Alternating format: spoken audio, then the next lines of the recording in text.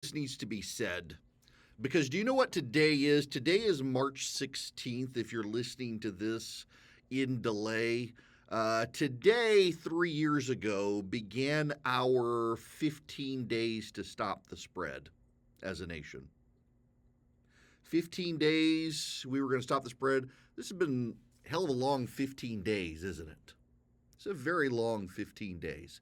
I don't know that Donald Trump has ever been fully held accountable for going along with it and platforming people like Dr. Fauci and Dr. Birx. Dr. Fauci's on TV today, by the way, doubling down on COVID was naturally transmitted and not a lab leak. And Dr. Birx is admitting that the lockdown was actually more of an experiment than anything to see if it would work. They pulled one over on Trump. J.D. Vance is on TV saying, if a community bank in Dayton, Ohio, had a run on that bank and had mismanaged its books the way that Silicon Valley Bank mismanaged its books, do we really think it would get a bailout without having well-heeled Democratic connections? We know that Silicon Valley Bank investors, many of whom are major Democratic donors, had direct access to Kamala Harris and Joe Biden and Janet Yellen and others to pursue a bailout of Silicon Valley Bank. So let's tie all of this stuff together. 3 years ago, your business was shut down by the Trump administration. They gave you PPP loans, and many of you experienced something interesting. Your employees got furious at you for taking PPP money to continue paying them, because the employees got more money in unemployment. Your employees got mad at you for taking PPP because they wanted unemployment. They got more money being unemployed under the system designed by Republicans, Democrats, and Donald Trump. Your employees got more money being unemployed. So a lot of you had to shut down your businesses. Some of you went with PPP and you kept your business afloat. And then Joe Biden became president and continued to spend when even his economic advisors said not to. And you got massively high inflation. You got out of control energy prices when they began their war on oil. Your costs went up and you had a hard time finding employees. A lot of the employees you had who had left to take unemployment didn't come back. They were able to save some money, take a long vacation. The economy got wrecked and your business got wrecked. And where was your bailout from the federal government? When you shuttered your business because you could no longer make ends meet, where was your bailout? And for some of you, the Democrats have the audacity to call you rich because you own a bank or you own what's perceived as a profitable business. You make money, your kids are in private school, and yet your take-home pay has gone down because you've had to pay more to keep your workers. You've had to give more benefits to keep your workers happy because workers are in short supply. You've had to make ends meet for friends and family. You've had to be generous with others. God's been generous with you. You've been generous with others, taking care of family members who've run into hard times post-COVID, paying the tuition for your kids to go to a school where they're actually getting an education instead of indoctrination. And the Democrats have the audacity to tell you you are rich and you don't need any help and they're going to raise your taxes because your income looks high and they're not taking into account the money you are spending to help other people and to give your kids an education. Well, you live in the suburbs in a big house and you drive a foreign import luxury car and your kid goes to private school. You're swimming in wealth. Screw you. We're going to raise your taxes. Meanwhile, you're barely getting by.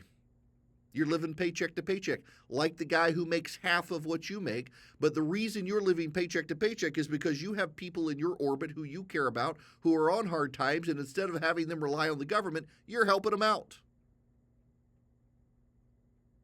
And the Democrats don't want to give you a bailout.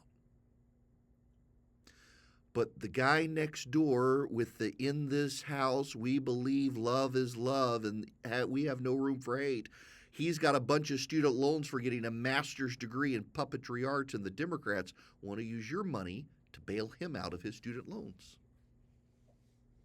You're an electrician who couldn't go into houses for 6 months because people were scared to death of COVID. Your business fell on hard times. You don't have a college degree, but you make a great living. And Joe Biden wants you to bail out the Harvard Law School grad who decided to go do community relief efforts in Africa, which is a noble cause, but he thinks the government and you should bail him out for having done that instead of taking a job to actually pay his student loans back. Meanwhile, Harvard has a multi-billion-dollar endowment, and they could bail him out, but they'd all rather you, the electrician, bail out that guy and all the other Harvard law grads who can't afford to make ends meet. And then along comes Silicon Valley Bank. The risk was there. They just didn't have a risk assessment officer because, no joke, the risk assessment officer took a leave of absence to go plan a parade of lesbians, among other things, from what news reports have said. Yes, a punchline in all of this. They didn't really have a risk assessment officer. When they hired a risk assessment officer, at the end of 2022, the risk assessment officer lived on the other side of the country and really wasn't there and that familiar with the risks. And the Federal Reserve said, we're going to start raising interest rates, get ready. And then they said again, we're going to raise interest rates, get ready. And then they said again, we're going to raise interest rates, here it comes. And then they raised interest rates. You never did a risk assessment.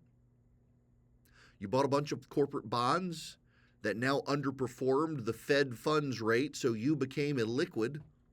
The tech companies all piled their money in. The geniuses, the smartest people in the room, the experts, all of them used a single bank. They didn't diversify their risk either. You didn't diversify your risk. They didn't diversify their risk. And what did you do when poop hit the fan?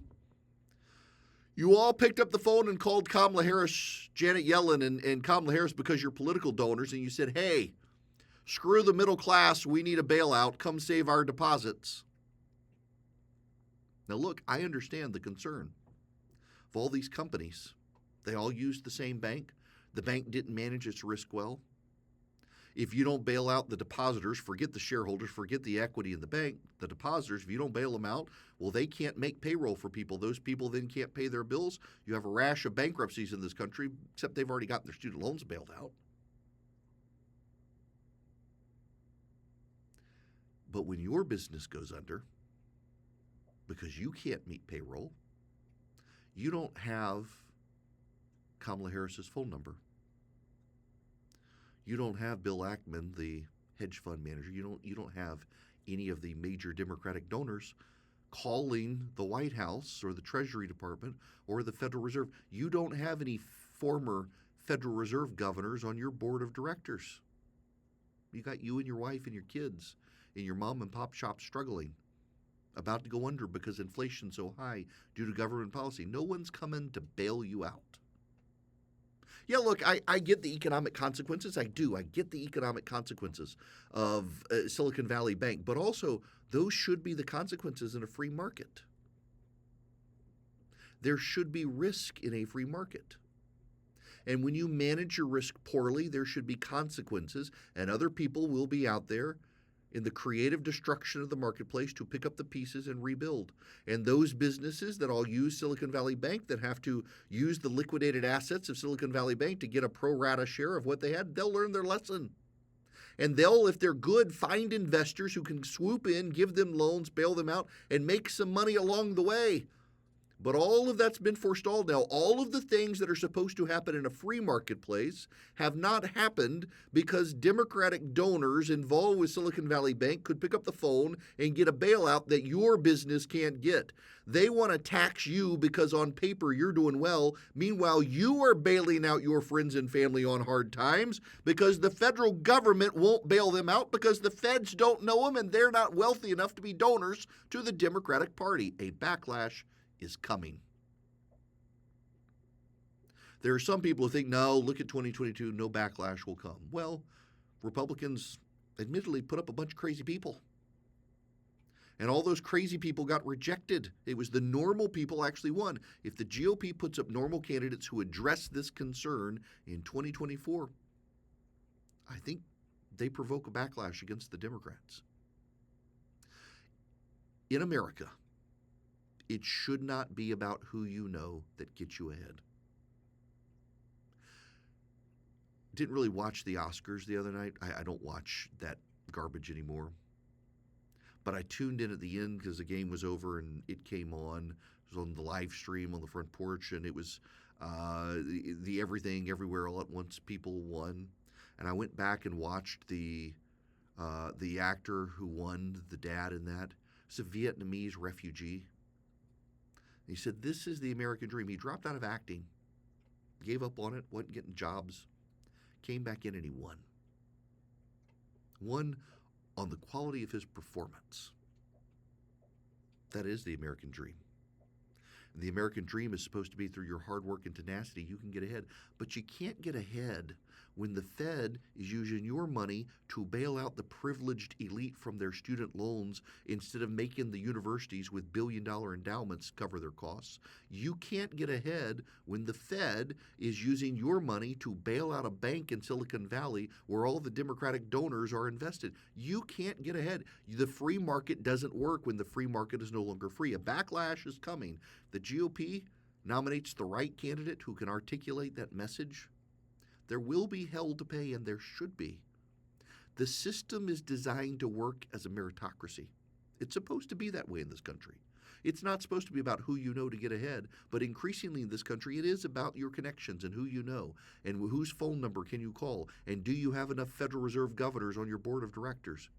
And when that time comes, that the voters are finally enraged enough, and the GOP has a bunch of non-crazy candidates, Democrats are rightfully going to have hell to pay. They should have hell to pay. What's going on in this country? They're not using the free market. They're not allowing the free market to regulate. They're stepping in and subsidizing. They're picking winners and losers. And all of us ultimately lose. 3 years ago, today, 15 days to stop the spread, it changed everything, and there's never really been a reckoning for Trump or the Democrats who provoked inflation when trying to perpetuate it. I think that reckoning is coming.